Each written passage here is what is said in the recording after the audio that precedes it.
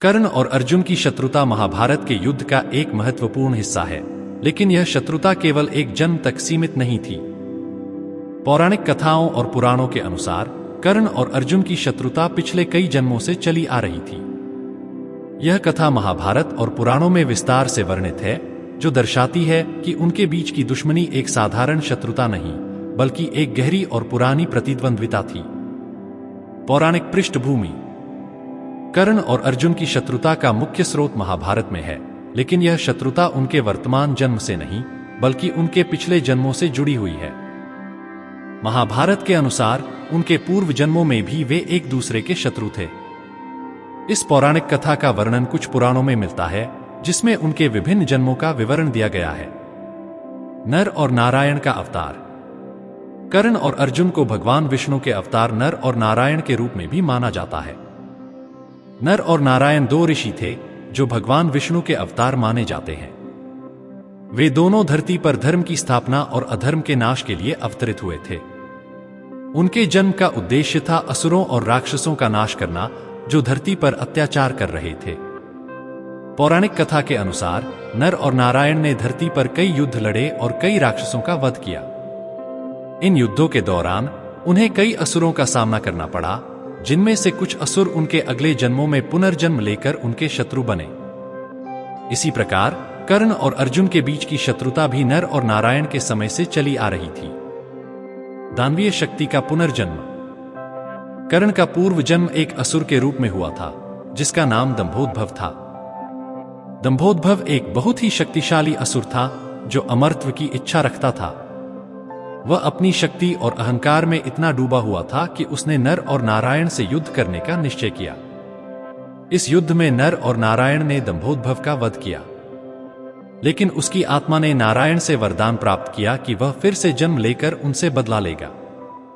इसी कारण अगले जन्म में दंभोद्भव ने कर्ण के रूप में जन्म लिया और अर्जुन नर से शत्रुता की। शाप और वरदान। महाभारत की कथा के अनुसार कर्ण को कई शाप और वरदान मिले थे, जिन्होंने उसकी जीवन यात्रा और अंत में अर्जुन से उसकी शत्रुता को प्रभावित किया। इनमें से सबसे महत्वपूर्ण शाप था परशुराम का शाप। परशुराम, जो स्वयं भगवान विष्णु के अवतार थे, कर्ण के गुरु थे।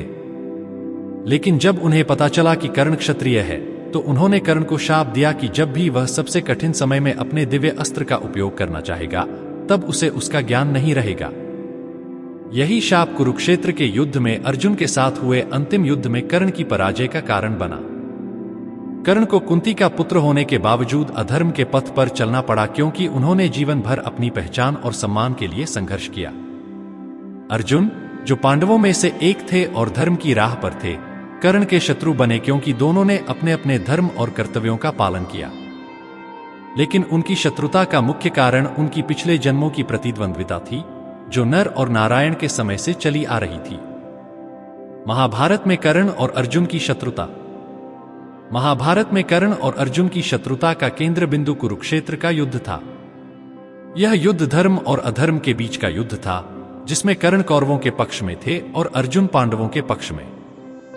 यद्यपि कर्ण कुंती का पुत्र था, लेकिन उसे यह बात अपने जीवन के अधिकांश समय तक पता नहीं थी। जब कुंती ने कर्ण को अपने पुत्र होने का रहस्य बताया, तब भी कर्ण ने दुर्योधन के प्रति अपनी निष्ठा को बनाए रखा और पांडवों के खिलाफ युद्ध करने का निश्चय किया। कर्ण की शत्रुता अर्जुन के प्रति व्यक्तिगत नहीं थी, बल्कि वह एक आदर्श और न्याय के सिद्धांतों के प्रति उनकी निष्ठा का परिणाम थी। कर्ण ने जीवन भर अपने सम्मान और पहचान के लिए संघर्ष किया। उन्हें समाज ने सूत पुत्र के रूप में अस्वीकार किया, जबकि वे एक क्षत्रिय थे। इसी कारण कर्ण ने अर्जुन के खिलाफ अपनी शत्रुता को एक व्यक्तिगत और सामाजिक संघर्ष के रूप में देखा। वह अर्जुन को हराकर अपने जीवन के संघर्ष का अंत करना चाहता था। कुरुक्षेत्र युद्ध।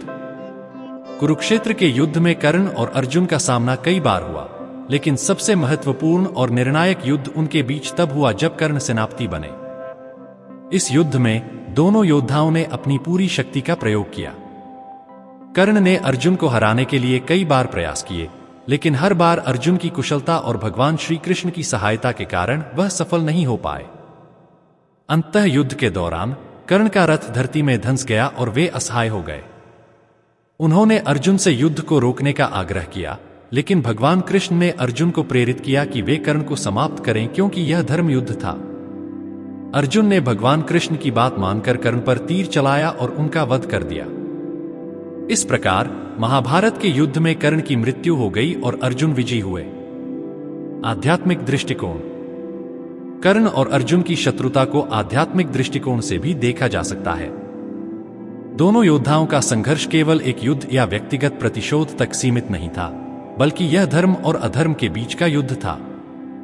अर्जुन धर्म और न्याय का प्रतीक थे, जबकि कर्ण अधर्म और सामाजिक अस्वीकृति का प्रतीक थे। कर्ण की पूरी जीवन यात्रा इस बात को दर्शाती है कि वह समाज द्वारा अस्वीकार किए जाने के बावजूद अपनी पहचान और सम्मान के लिए संघर्ष करते रहे। कर्ण और अर्जुन की शत्रुता को केवल युद्ध और हिंसा के रूप में देखना उचित नहीं होगा। यह शत्रुता जीवन के उन गहरे सिद्धांतों को भी प्रकट करती है जो धर्म, न्याय, अहंकार, सम्मान और सामाजिक अस्वीकार्यता से जुड़े हैं। कर्ण और अर्जुन का संघर्ष मानव जीवन की उन चुनौतियों को दर्शाता है जिनका सामना हर व्यक्ति को अपने जीवन में करना पड़ता है। यह संघर्ष इस बात को भी दर्शाता है कि जीवन में संघर्ष और चुनौतियां केवल बाहरी नहीं, बल्कि आंतरिक भी होती हैं, जो व्यक्ति के जीवन के मूल्यों और सिद्धांतों से जुड़ी होती हैं। कर्ण और अर्जुन की शत्रुता महाभारत की कथा का एक महत्वपूर्ण पहलू है, जो उनके पिछले जन्मों की प्रतिद्वंद्विता से जुड़ी है। उनकी शत्रुता केवल एक व्यक्तिगत द्वेष नहीं था, बल्कि यह धर्म और अधर्म के बीच का संघर्ष था, जो पिछले कई जन्मों से चला आ रहा था। नर और नारायण के समय से ही उनकी शत्रुता की जड़ें जुड़ी हुई थीं, जो महाभारत के युद्ध में अपने चरम पर पहुंची। कर्ण और अर्जुन के जीवन की यह कथा हमें यह सिखाती है कि जीवन में हर संघर्ष का एक गहरा अर्थ होता है और हमें अपने कर्तव्यों और सिद्धांतों का पालन करते हुए अपने जीवन की चुनौतियों का सामना करना चाहिए।